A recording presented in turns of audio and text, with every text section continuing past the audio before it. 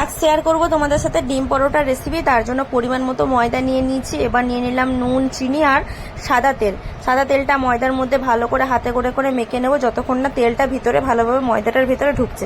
দেখো এবার রেডি হয়ে গেছে। এবার আমি দিয়ে দিচ্ছি হালকা গরম জল। গরম জল দিয়ে ময়দাটা হাতে করে ভালো মতো করে মেখে নেবো, হালকা নরম নরম করে। ময়দাটা মাখা হয়ে গেলে আমি এটা রেডি করতে দেবো। ম্যারিনেশন করার জন্য আধ ঘন্টা মতো রেখে দেবো।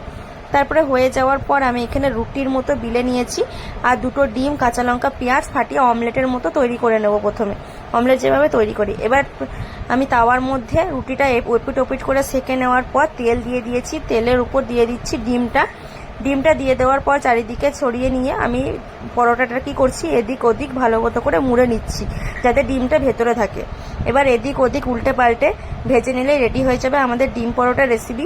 খেতে এটা আমার ফেভারিট, আমার দারুণ লাগে। তোমাদের কেমন ভালো লাগে আমাকে অবশ্যই জানাবে আর সাবস্ক্রাইব